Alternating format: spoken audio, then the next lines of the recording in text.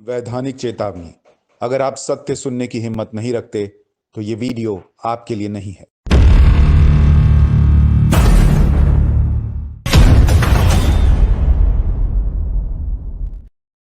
नमस्कार, बहुत स्वागत आप सभी का। मैं हूं सुशांत सिन्हा।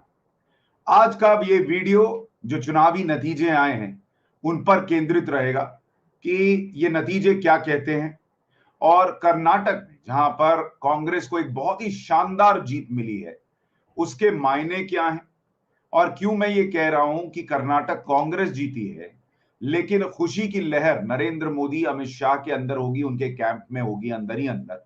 बाहर तो नहीं आकर कहेंगे कि भाई हमने बहुत खुशी की बात है, लेकिन अंदर ही अंदर वो खुश होंगे। इसकी वजह भी आपको बताऊंगा क्योंकि कई बीजेपी समर्थक जो हैं, उनके फॉलोअर जो हैं, वो बड़े दुखी नजर आ रहे थे। लेकिन इन नतीजों को अगर आप समझेंगे तो आपको पता चलेगा कि क्यों नरेंद्र मोदी और अमित शाह कैंप में इस वक्त खुशी की बात होगी। लेकिन सबसे पहले आपको कर्नाटक के नतीजे जो हैं वो बताता हूं। जो अभी तक की तस्वीर दिख रही है उसमें भारतीय जनता पार्टी को 64 सीटें मिलती दिख रही हैं। इंडियन नेशनल कांग्रेस यानी कांग्रेस पार्टी को 136 सीटें, मतलब 124 वो जीत चुकी है, 12 पर बढ़त है, तो मतलब 136 के आसपास वो पहुंच सकती है। जेडीएस 20 पर सिमट रही है, यानी लैंडस्लाइड विक्ट्री है कांग्रेस पार्टी के लिए कर्नाटक के अंदर। और ये उनके लिए, उनके समर्थकों के लिए वाकई खुशी का पल है कि इतनी शानदार जीत उन्हें मिली। लेकिन जब मैं कह रहा हूं कि भाई नरेंद्र मोदी कैंप और अमित शाह क्यों खुश होंगे, उसको समझने के लिए कर्नाटक के रिजल्ट्स के लिहाज से आपको थोड़ा सा भी रुकना पड़ेगा। पहले मैं आपको बताता हूं कि क्यों मोदी कैंप और अमित शाह कैंप में आज खुशी होगी। उसकी एक और बड़ी वजह बताता हूं आपको। उसके लिए आपको उत्तर प्रदेश के कुछ नतीजे समझने होंगे। उत्तर प्रदेश में आज 2 विधानसभा सीटों के उपचुनाव के नतीजे आए और वो दोनों ही सीटें अपना दल सोनेलाल ने जीती है, जो कि बीजेपी की सहयोगी पार्टी है। बीजेपी वहां पर नहीं लड़ रही थी, वहां समाजवादी पार्टी वर्सेस बीजेपी की सहयोगी अपना दल का चुनाव था और अपना दल दोनों ही सीटें उत्तर प्रदेश के बाई इलेक्शन में जीतने में कामयाब रहा। अब हालांकि मोटे तौर पर जो पार्टी सत्ता में होती है वो बाइपोल भी जीत जाती है, तो इसलिए कोई बहुत करिश्माई चीज ये नहीं है। लेकिन बीजेपी के लिहाज से अगर आप देखिएगा, योगी आदित्यनाथ के लिहाज से देखिएगा, तो उन्होंने कम से कम इस परंपरा को कायम रखा। वहां उनको कोई सेटबैक नहीं लगा है, ये दिखता है। अखिलेश यादव को सेटबैक जरूर लगा होगा क्योंकि वो उम्मीद कर रहे होंगे कि भाई हम यहाँ जीत जाएंगे। सुबह उनके प्रवक्ता जो है वो आए भी, उनके नेता आए भी थे टाइम्स नाउ नवभारत पे, तो बहुत खुश हो रहे थे कि हम आगे चल रहे हैं, आगे चल रहे हैं। लेकिन दोनों विधानसभा सीट उन्होंने गंवा दी है। अब मैं आता हूं निकाय चुनाव पर। उत्तर प्रदेश के निकाय चुनाव के नतीजे बीजेपी के लिए बम्पर जीत दिखा रहे हैं। यूपी में जो मेयर की 17 सीटें थी, 17 सीट्स, 17 की 17 सीट पर बीजेपी ने कब्जा किया है। ना एक गई समाजवादी पार्टी को, ना एक भी गई मायावती को। 17 मेयर की सीट और सारी की सारी 17 सीटें जो है वो बीजेपी के पास जाती हैं उत्तर प्रदेश के अंदर। इतना ही नहीं, वहां पर जो मेयर का 17 गया बीजेपी के पास, नगर पालिका अध्यक्ष की जो 199 सीटें थी, वहां पर 99 पर बीजेपी गठबंधन आगे, 37 पर सपा और 20 पर बीएसपी बताई जा रही है। अन्य के खाते में 39 है, मतलब सेकंड पर अन्य चल रहे हैं, वहां भी सेकंड पर समाजवादी पार्टी नहीं है। और नगर पंचायत अध्यक्ष के जो रुझान थोड़ी देर पहले तक थे, 544 में से 469, उसमें बीजेपी 186 पर आगे थी, सपा 78 और अन्य 161। यानी बीजेपी के लिए अच्छी खबर यहां पर यह है कि या तो वो जीत रही है या अन्य जीत रहे हैं। सपा और बसपा दूसरे तीसरे नंबर पे चले जा रहे हैं। हो सकता है रिजल्ट अंत में आते आते थोड़ा पिक कर लें, लेकिन बीजेपी और सेकंड में जो है उसके बीच एक गैप बना हुआ और बीजेपी क्लियर मेजॉरिटी इन चीजों में लेती हुई दिख रही है। तो ये उत्तर प्रदेश के लिहाज से बीजेपी के लिए बड़ी खबर है। एक और आपको खबर बता दूं कि जिस अतीक अहमद को मार गिराया गया था, वहां समाजवादी पार्टी ने बीजेपी के कैंडिडेट को 2000 वोट से हरा दिया है अतीक अहमद के वार्ड में, जो अतीक अहमद का वार्ड था। अब सवाल यह है कि पहले मैं आऊंगा कर्नाटक पे, उससे पहले भाई उत्तर प्रदेश में लोकसभा की 80 सीटें आती हैं और लोकसभा चुनाव में साल भर का वक्त जो है लगभग लगभग बचा हुआ है। उसके पहले अगर उत्तर प्रदेश के अंदर ग्रास रूट लेवल पर जो चुनाव हो रहे हैं वहां बीजेपी इतनी इंटैक्ट है, अगर उसका दबदबा और वर्चस्व कायम है, तो इसका मतलब यह कि योगी मॉडल जो माफिया राज के खिलाफ है, योगी मॉडल जो करप्शन के खिलाफ है, योगी मॉडल जो अपराधियों के खिलाफ है, उसको लोग पसंद कर रहे हैं। योगी जिस तरह से काम कर रहे हैं उसको लोग पसंद कर रहे हैं। ये मैंडेट है, माफिया को मिट्टी में मिला दूंगा को लेकर ये मैंडेट है। और इसका सीधा सीधा मतलब यह है कि बीजेपी की जो 80 सीटें हैं उत्तर प्रदेश के अंदर, जो वो बहुत बड़ी संख्या में जीतती है, और इसीलिए उसकी 2014 की 2019 की जीत जो है वो इतनी बड़ी और मैसिव रही, क्योंकि यूपी में बड़ी जीत मिली। वो अभी भी वहां पर उसका वोटर इंटैक्ट है, मजबूती से बना हुआ है। तो बीजेपी कम से कम 80 सीट जो है उसमें से 65-70 को लेकर निश्चिंत हो सकती है 2024 के लिहाज से। ये पहली बात तो निकल कर आ रहा है उत्तर प्रदेश से। तो पहली खुशी की बात तो जो मोदी और अमित शाह कैंप में होगी वो इसको लेकर होगी। अब आता हूं कि भाई कर्नाटक के रिजल्ट्स क्या कहते हैं। वहां बीजेपी हार गई। देखिए कर्नाटक में, पहले अभी आऊं उस पर, एक चीज और समझिए। लोग बहुत खुश हो रहे हैं, लोग नैरेटिव ये सेट कर रहे हैं कि भाई बीजेपी को हरा दिया, नरेंद्र मोदी अमित शाह को हरा दिया, ये वो जो भी चीजें। लेकिन कर्नाटक में बीते 40 साल, 40 इयर्स, जो सत्ता में रहता है वो रिपीट नहीं होता अगली बार। जैसे राजस्थान में एक बार बीजेपी, एक बार कांग्रेस, एक बार बीजेपी, एक बार कांग्रेस का चलन चलता आया है, और वहां पर हो सकता है अगर यही चलन चला तो इस बार कांग्रेस हो सकता है बाहर हो जाएगी। तो कोई बहुत बड़ी अद्भुत जीत बीजेपी की नहीं मानी। हाँ, कांग्रेस बचा ले तो बड़ी बात होती है। तो वैसे ही कर्नाटक में भी जो सत्ता में रहता है वो अगली बार बाहर हो जाता है। तो बीजेपी का बाहर होना परंपरा के लिहाज से तो ऑलरेडी तय था। लेकिन चूंकि पिद्दी मीडिया और बाकी लोग माहौल ऐसा बना देते हैं कि भाई साहब ऐसा लग रहा है कि इतिहास रच दिया गया, तो कांग्रेस की जीत बड़ी है, इसमें कोई दो राय नहीं। कांग्रेस ने वहां अच्छा प्रदर्शन किया, इसमें कोई दो राय नहीं। इसमें बीजेपी की लोकल लीडरशिप का भी हाथ है। दो कौड़ी की लोकल लीडरशिप अपने में ही लड़मरी भिड़मरी, काम करने को तैयार नहीं, करप्शन के चार्जेस लगते रहे। और नरेंद्र मोदी ने जो लास्ट में प्रचार किया उसकी वजह से इतनी सीटें आ गई, वरना शायद इतनी भी ना आती।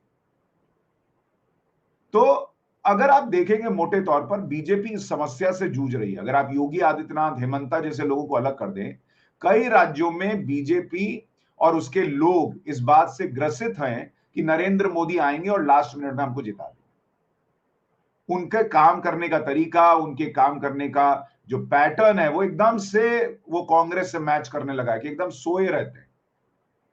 तो जब सोए रहिएगा तो ऐसा ही रिजल्ट आएगा, फिर भुगतना भी पड़ेगा आपको।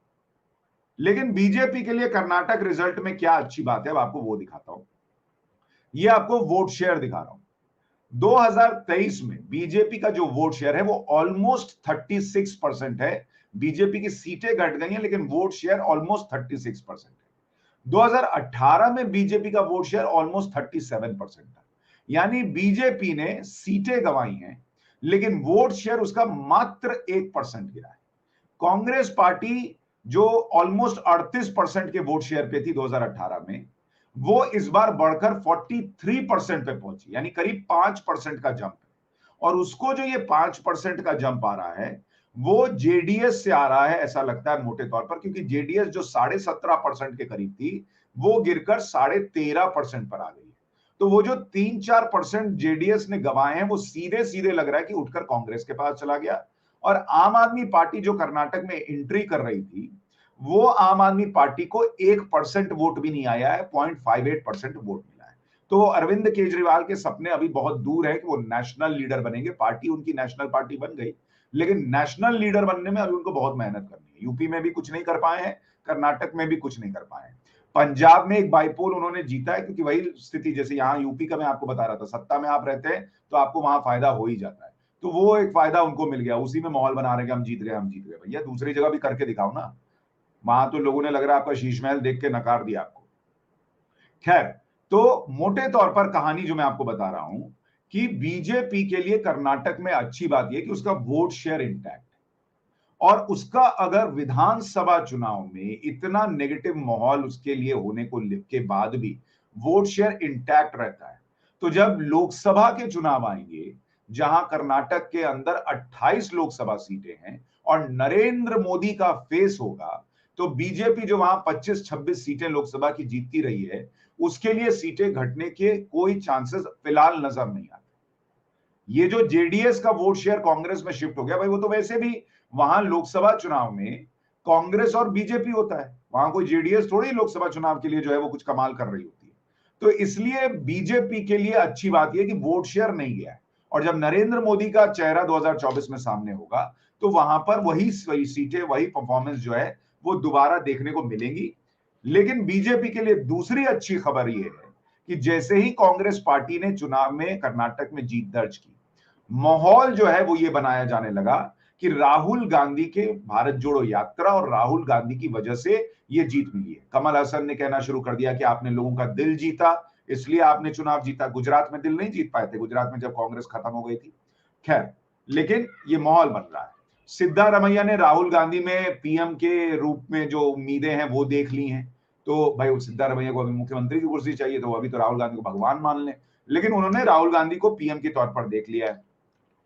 तीसरा कि अगर आप देखेंगे राहुल गांधी की भारत जोड़ो का प्रचार, डीके शिव कुमार भी कहना शुरू कर चुके कि भाई राहुल गांधी की वजह से सब कुछ हुआ। मतलब हर चीज का क्रेडिट अब राहुल गांधी को दिया जाने लगा है।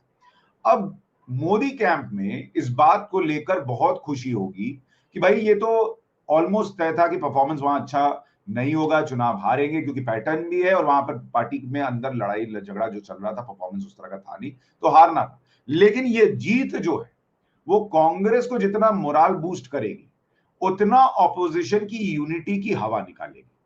क्योंकि आपको याद होगा कुछ दिन पहले मैंने आपको शरद पवार की ऑटोबायोग्राफी की लाइनें पढ़कर बताई थी। शरद पवार ने कहा था कि कांग्रेस पार्टी उस जमींदार की तरह है जिसका सब कुछ लुट गया है, लेकिन वो अपने डींगे हाँकना नहीं छोड़ती। और जैसे ही ऑपोजिशन यूनिटी की बात आती है, कांग्रेस पार्टी को याद आ जाता है कि वो नेशनल पार्टी है। तो ये थोड़ा बहुत जो कम होना शुरू हुआ था वो एकदम से अब पंप मारेगा। जैसे ही कर्नाटक में जीत मिली, अब राहुल गांधी में लोगों को, कांग्रेस पार्टी और पिद्दी मीडिया को प्रधानमंत्री दिखने लग गया, जबकि ये ऑलमोस्ट फिक्स था कि ऐसा ही होना है, लेकिन उनको दिखने लग गया। और वो लोगों को दिखाने लग गए कि देखिए राहुल गांधी की भारत जोड़ो यात्रा से हो गया, देखिए राहुल गांधी की भारत जोड़ो यात्रा जो है उसका ये परिणाम मिल गया। भारत जोड़ो यात्रा यूपी निकाय चुनाव में तो कुछ भी नहीं हुआ, जहां 80 लोकसभा सीटें हैं। लेकिन जितना कांग्रेस पार्टी और उसके समर्थकों को राहुल गांधी में पीएम दिखना शुरू हो जाएगा, उतना ऑपोजिशन में लड़ाई शुरू हो जाएगी। क्योंकि केजरीवाल पंजाब दिल्ली से आगे अभी बढ़ नहीं पा रहे, वो तो दिख रहा है, कर्नाटक में खत्म, यूपी में खत्म। ममता बनर्जी बंगाल से आगे नहीं बढ़ पा रही, तो वो बंगाल में खत्म। नीतीश कुमार इधर उधर जोड़ने निकले थे, कांग्रेस पार्टी थोड़ी सटल हो रही थी, लेकिन जैसे ही अब ये जीत मिली, अब उनका फिर से अंदर से वो जमींदार जाग जाएगा जिसका जिक्र शरद पवार करते हैं। तो ये लड़ाई फिर से हो सकता है 2024 के लिए मोदी वर्सेस राहुल गांधी बना दी जाए। और जैसे ही ये लड़ाई मोदी वर्सेस राहुल गांधी बनेगी, नरेंद्र मोदी को जो अभी तक फायदा है वो सीधा डबल हो जाएगा। जो ममता बनर्जी कहती हैं कि राहुल गांधी जो है वो नरेंद्र मोदी की टीआरपी है, रेटिंग्स उनकी इसलिए बढ़ जाती है क्योंकि सामने राहुल गांधी को देखते लोगों को लगता है कि भाई इससे अच्छा तो मैं नरेंद्र मोदी को वोट दे दूं। तो वही चीज अब होने जा रही। कांग्रेस पार्टी के अंदर का वो नेशनल एम्बिशन फिर से जाग रहा है और राहुल गांधी होना शुरू होगा। और जैसे ही ये होगा, मोदी वर्सेस राहुल गांधी होगा और इसका फायदा जो है वो बीजेपी को, नरेंद्र मोदी को मिलेगा। वैसे भी विधानसभा चुनाव के नतीजे सीधे सीधे इंपैक्ट करते हुए दिख नहीं रहे हैं, क्योंकि नरेंद्र मोदी का फेस भाई नरेंद्र मोदी जब ऐसे लोग जिन पे ये आरोप लगता हो कि उन्होंने काम नहीं किया, उनके लिए प्रचार करके इस तरह से अगर सीटें लाके दे सकते तो अपने लिए तो कर ही सकते। अपने लिए जब बात करेंगे तो माहौल ही अलग होगा। तो यूपी की 80 सीटें सॉर्टेड दिख रही हैं, कर्नाटक की 28 सीटें सॉर्टेड दिख रही हैं, गुजरात में शायद 26 सीट है वो सॉर्टेड दिख रही है। तो अगर आप देखेंगे मोटे तौर पर 125 सीट जो है वो लगभग तो यही हो गई, और उसमें बीजेपी आराम से 110 115 जीत सकती है, उससे 120 भी जीत सकती है। तो वो तो शुरू ही यहां से कर रहे हैं। इसलिए आज भले राहुल गांधी और कांग्रेस पार्टी के लिए खुश होने का दिन है, लेकिन निराशा जो है वो नरेंद्र मोदी कैंप में भी नहीं होगी। वो भी खुश होंगे कि अच्छा है, इसको राहुल गांधी वर्सेस नरेंद्र मोदी बना दो। दूसरी बात कि ये बीजेपी के लिए भी अच्छा है, उनके नेताओं ने जो जमीन पर काम करना छोड़ा है कुछ राज्यों में, उनके अंदर जो अहंकार आ गया है वो भी टूटना चाहिए। लोगों को लगना चाहिए कि लोग नकारते, बहुत अच्छा किया लोगों ने अगर नकार दिया वहां बीजेपी ने काम नहीं किया तो। भाई नहीं काम करोगे तो हटाएंगे, सिंपल सा लॉजिक है। योगी काम कर रहे हैं, लोगों को पसंद आ रहा है, वोट पड़ रहा है। हेमंता काम कर रहे हैं, लोगों को पसंद आ रहा है, वोट पड़ रहा है। लेकिन अगर आप आपस में लड़ते फिरते रहोगे और कोई काम नहीं करोगे तो पब्लिक क्यों बैठाएगी भाई? किस बात के लिए? पब्लिक आपके लिए जो है वो हमेशा लाल कालीन क्यों बिछाएगी? तो बहुत अच्छा हुआ बीजेपी अगर काम नहीं कर रही थी तो हार गई, वेरी गुड, हारना ही चाहिए। इससे वहां लोगों में कम से कम पार्टी के अंदर जो समस्या है वो भी तो खत्म हो। तो बीजेपी के लिए ये 2024 के लिहाज से अच्छी खबर है। यहां से कम बीजेपी को सीखना होगा कि इसी तरह से जो इंटरनल फाइट उनकी राजस्थान में है वो उनको ना ले डूबे। वहां कांग्रेस की जो इंटरनल फाइट है उसका फायदा उनको कैसे लेना है इस पर ध्यान देना होगा। छत्तीसगढ़ में मुझे लगता है कांग्रेस वापसी करेगी, हालांकि वहां भी टीएस सिंहदेव और मुख्यमंत्री के बीच बन नहीं रही है, लेकिन अभी कह नहीं सकते। और मध्य प्रदेश में भी जो जानकारी मुझे है कि मामा जी से बहुत लोग खुश नहीं, तो बीजेपी को अभी से वहां पर भी देखना होगा कि भैया करना क्या है, वरना मध्य प्रदेश भी हाथ से निकलेगा।